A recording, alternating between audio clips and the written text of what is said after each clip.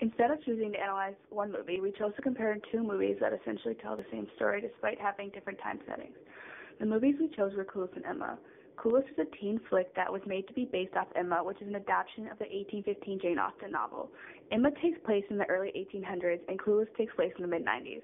Both stories are centered around a young, arrogant, wealthy, spoiled, and immature girl who thinks she knows everything about the world and love.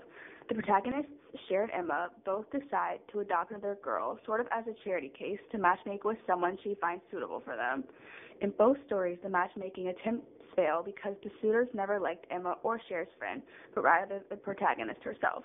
The matchmaking plans in both movies come to a halt as Emma/Cher decide that they want to find love for themselves, so they go on to pursue people who would turn out to be very wrong for them.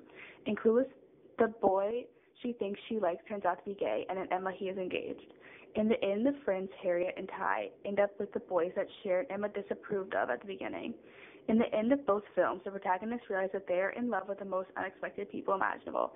Emma ends up with Mr. Knightley, a much older man who has been there from the start, and in Clueless, Emma realizes that she has loved her older stepbrother the whole time. She's a great help to me, if you'll excuse me. Can you settle this? Mr. Knightley. Good evening, Mr. Emma, I wondered where you were. But now I see you've been hard at work, making Mr. Elton comfortable. Yes, Mr. Knightley, but I've been remiss in doing the one thing that should bring him the greatest enjoyment. Mr. Elton, may I present Miss Smith? Miss Stoger? Got another one. Ladies, we have a new student with us.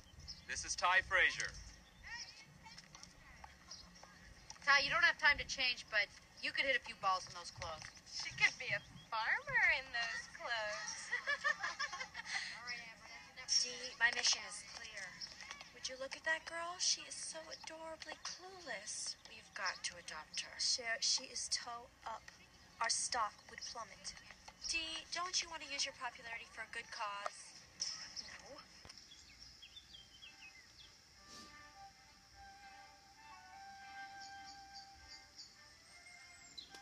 Made her too tall. It may not be Miss Smith's height in terms of measurement, but it is surely the height of her character.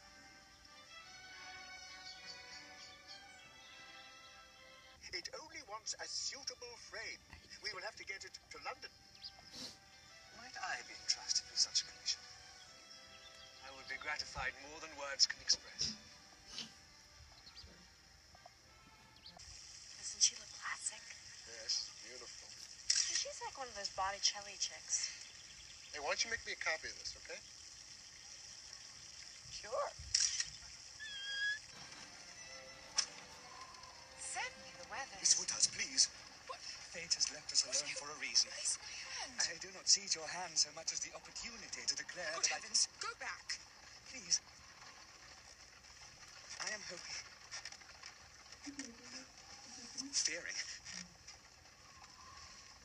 Ready to die if you refuse me. Surely my ardent attachment to you, my love and... I knew it. I knew it. Oh, you know what?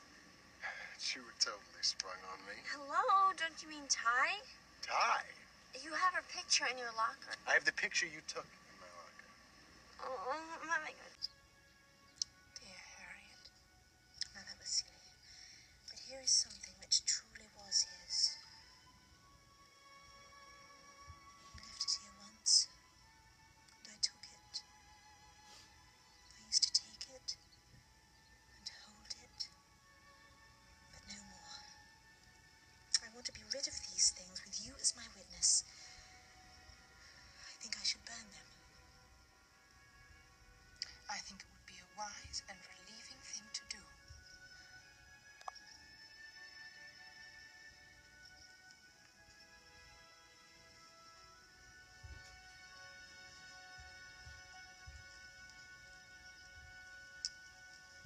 Goodbye, Mr. Elton. Hello, Mr. Churchill. Does this thing work? Oh, yeah. What is this stuff? This is a bunch of junk that reminded me of Elton, but I want to burn it because I am so over him. What's the stuff? All right. Do you remember when we were at the vow party and the clog knocked me out and Elton ran and got a towel of ice to cure me? Yeah. Well, I didn't tell you at the time, but I took the towel home as a souvenir.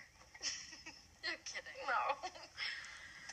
And then, do you remember that song that was playing while we danced? Remember that? You know, the Rollin' with the Homies? Anyways, I got the tape, right? I listened to it like every single night. Don't burn that. Harriet, nothing you could say would ever be unpleasant. This is. That is, I'm afraid you'll think it is. Though I think it as beautiful as a dream. I have consented to marry Robert Martin. I did. When I saw the sparks between Ty and Travis, I knew Josh was out of the picture. Mr. Knightley, if I have not spoken, it is because I am afraid I will awaken myself from this dream. It cannot be true. But I feel so full of error, so mistaken in my makeup to deserve you. What of my flaws? I've humbled you and I've lectured you, and you have borne it as no one could have borne it.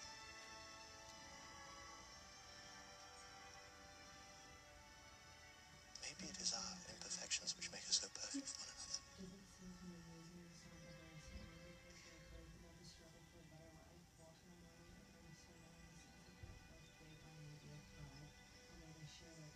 Marry me. He's not? Are you saying you care about me? Josh.